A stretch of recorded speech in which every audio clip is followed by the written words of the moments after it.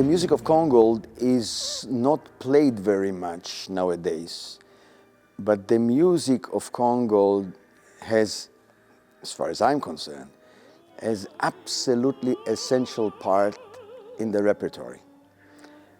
It's incredible writing, is almost beyond belief that a boy of 17 years old can write an opera like Violanta. So one looks at the score of Violanta and sees what he writes for the instruments. One can only marvel at this genius, you know, with the knowledge of orchestra, which is incredible. The thing is that everything is playable. You can play, it's difficult, very difficult, but everything is playable and it needs a lot of work. But the general reaction and dramatic is incredible. In my opinion, this opera should get into the repertoire and be played much, much more.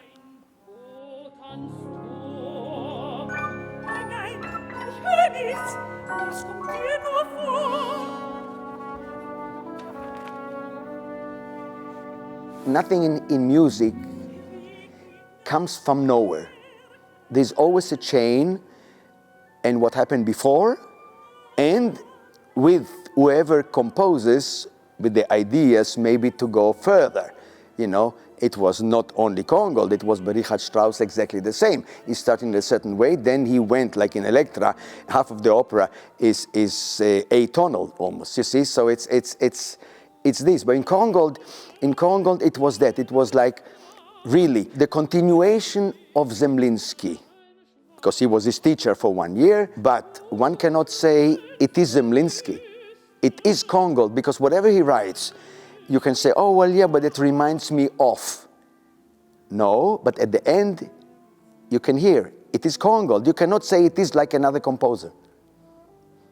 It's a continuation of the Romantic period, but harmonically much more developed.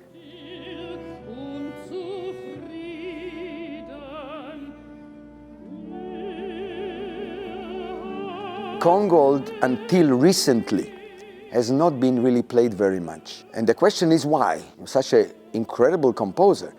Well, what happened was that being Austrian, he was not actually born in Vienna. He studied in Vienna. He actually was born in Brünn, which is now the Czech Republic, you know. But he studied in Vienna, developed there, and then came Hitler, you know, and the whole thing. And then all of a sudden, all this, he went to the United States with his wife, and he arrived to the United States, and he had to earn money to make a living.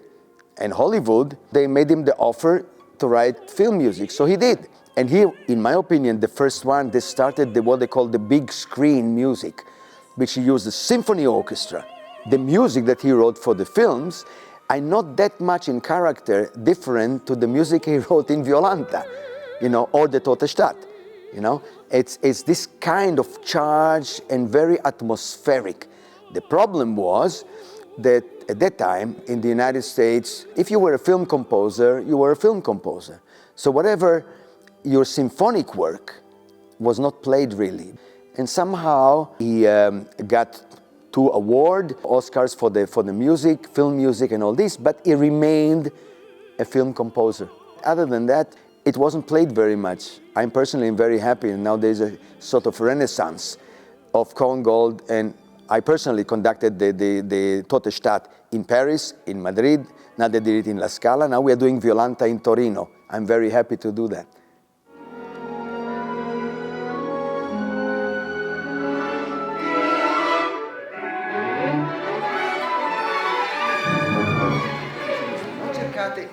Non cercate di tagadam, tagadam, perché avete il forte piano.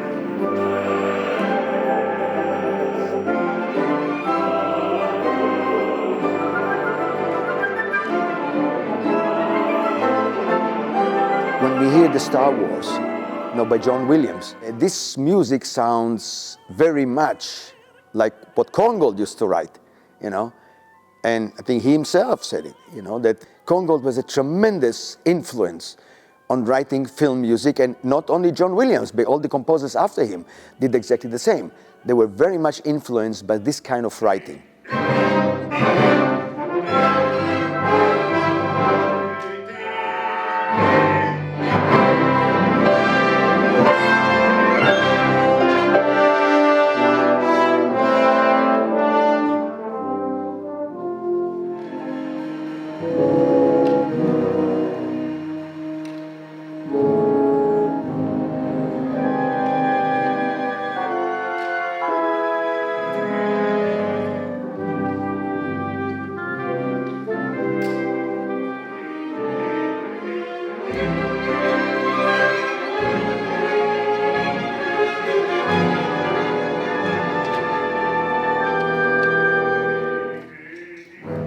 this music is full of colors, full of emotion. It's incredible, the scale of emotions and colors and expression that he does in the score, not only for the orchestra, also for the singers.